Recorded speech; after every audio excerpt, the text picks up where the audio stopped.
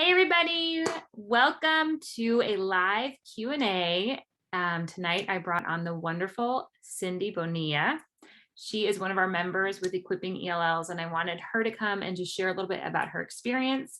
And then afterwards, I'm happy to answer any questions that you have, because I want to make sure that you guys are aware of what is involved and what's a part of Equipping ELLs, and then you can know if it's a right fit for you since doors close on Tuesday. So welcome, Cindy. I'm so happy you're here.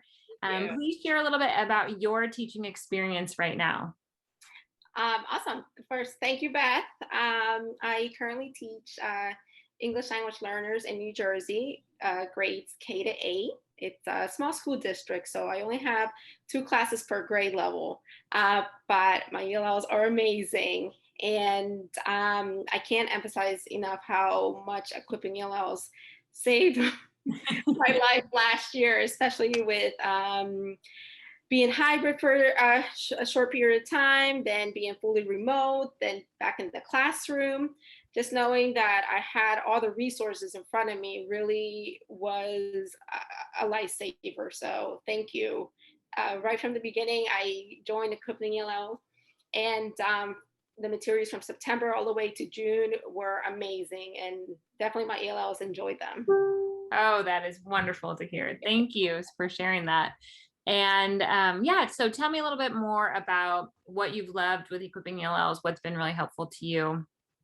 I love that the materials focused on all 4 domains. So students were able to practice listening, speaking, reading, and writing.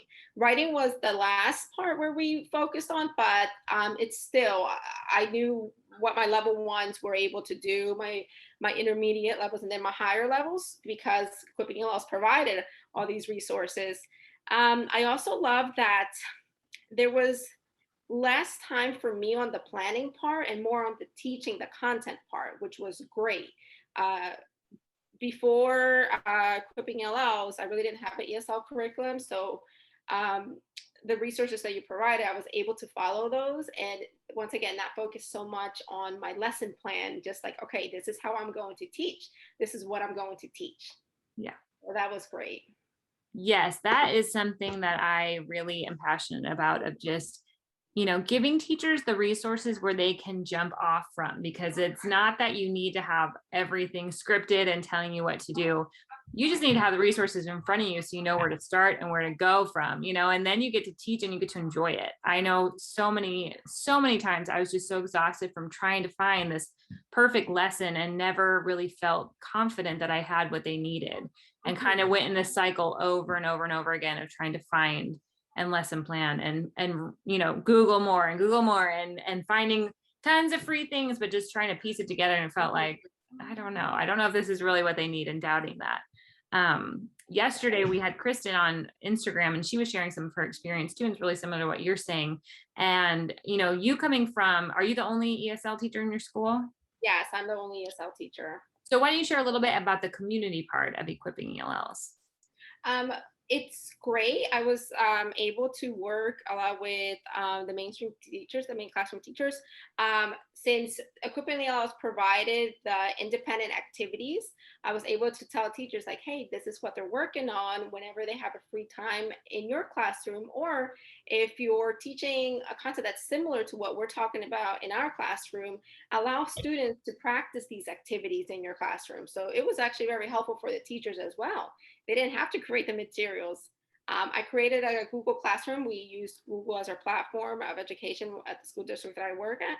So I was able to just assign those assignments through Google Classroom.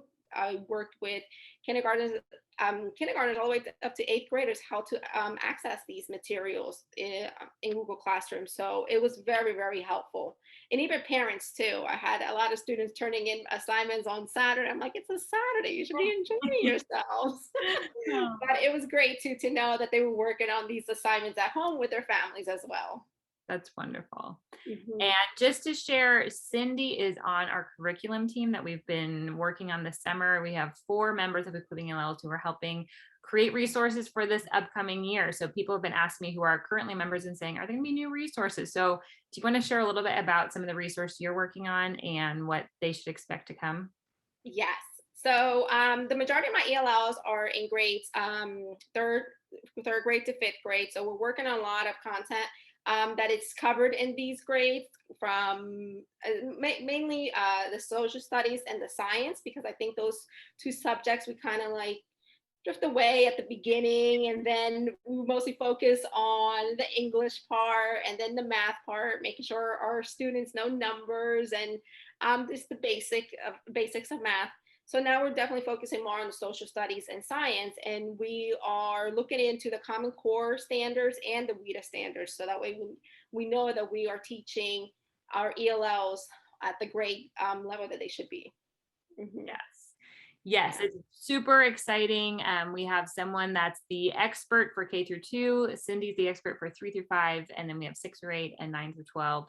And they're going to be providing training, and these resources will be part of the Equipping ELLs membership. And that's exactly that. We don't want to water down the curriculum for these ELLs, especially those intermediate ELLs. We need to boost up that content knowledge. And so we're driving the content with really engaging units, and then bringing in the Common Core and the WIDA. So those are coming in September, the first unit at least, and it's been a really fun process to get to work with Cindy on that. And she also does the Spanish part of teaching, right? You do. Yes, I teach Spanish as well, and it's amazing too. It's surprising teaching ELLs and teaching Spanish.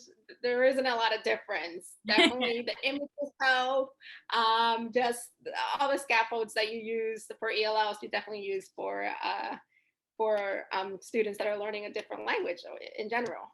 That's awesome. She is incredible. She's completely Thank bilingual, and you. that is I get jealous of anyone who's completely bilingual like that. That's my dream one day. One day I'll get there where I can just be fluent in both.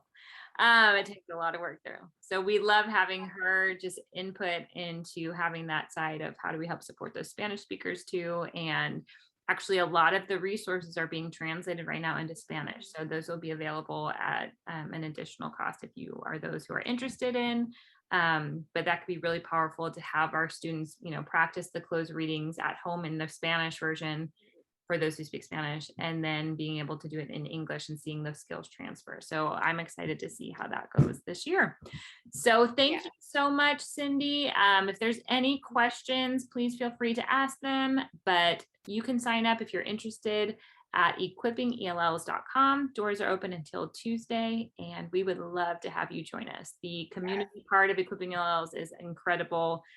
Teachers just like Cindy who are just so experienced and bring so much knowledge to our group and share, what they've been learning and what's working. And that's a really powerful piece. I know a lot of times with ELL teachers, you can be really isolated and lonely. And so a big part of the group is to make you realize that you're not alone, that you're not on an island, that you have a lot of other people who are in the same boat as you and who are just passionate advocates for our ELLs. And we need teachers like that. So if you're one of those teachers, come join us. We would love to have you inside of Equipping ELLs. So thank you, Cindy, so much. And we look forward to hearing you share some more of your expertise soon. So, all righty, everybody. Thanks so much. I don't see any questions. If you have any after this, feel free to put them in the chat and we'll answer them. But all right. Thanks, Cindy. Thank you, Beth. Have a great night.